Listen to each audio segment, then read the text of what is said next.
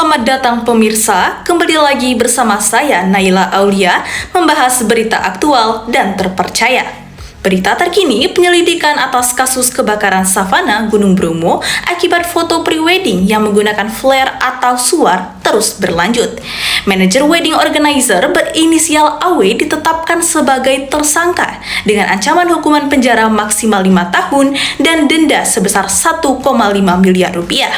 Melansir Antara, sebagai destinasi wisata nasional Gunung Bromo dikunjungi 310.418 wisatawan lokal dan 8.500 wisatawan mancanegara sepanjang 2022. Walau demikian, kemungkinan jumlah tersangka kebakaran savana Bromo masih bisa bertambah.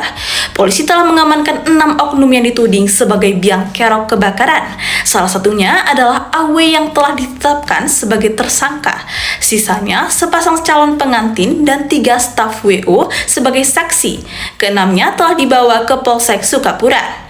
Kapolres Probolinggo AKBP Wisnuwardana mengungkap pada 9 September 2023 bahwa saat kejadian ada 6 pengunjung masuk ke kawasan Gunung Bromo untuk melakukan sesi foto pre-wedding. Mereka membawa suar sebagai dekorasi untuk konsep sesi foto itu. 5 suar dinyalakan untuk menimbulkan efek estetik.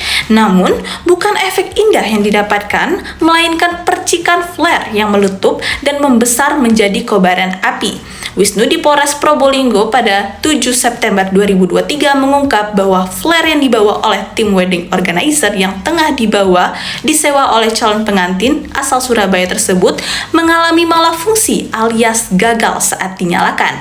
Flare yang dinyalakan menghasilkan letupan sehingga merambat ke hamparan savana, hingga api perlahan membesar. Lantaran menelurkan ide menyalakan suar di tengah savana Gunung Bromo, sosok AW, manajer wedding organizer atau WO asal Lumajang, ditetapkan menjadi tersangka kebakaran.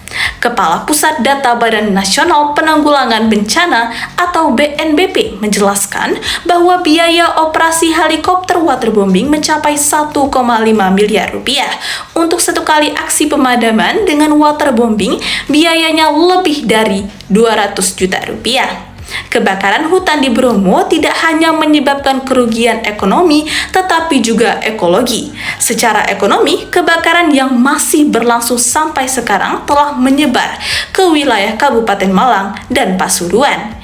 Hal ini berarti diperlukannya lebih banyak biaya operasional untuk memadamkan api. Selain itu, kebakaran ini juga merusak pipa air yang menyuplai air ke 6 desa di sekitar area yang terbakar. Para pedagang dan pengelola wisata di wilayah tersebut tidak bisa beroperasi karena wilayah Bromo ditutup sementara waktu. Masalah ekologi juga menjadi salah satu faktor yang paling dirugikan dalam kebakaran hutan ini. Menurut Kepala Pusat Data BNPB, kerusakan ekologi akibat kebakaran ini memerlukan waktu yang lama untuk dipulihkan. Pemirsa, demikian berita dari saya Naila Aulia. Pamit undur diri dan sampai jumpa.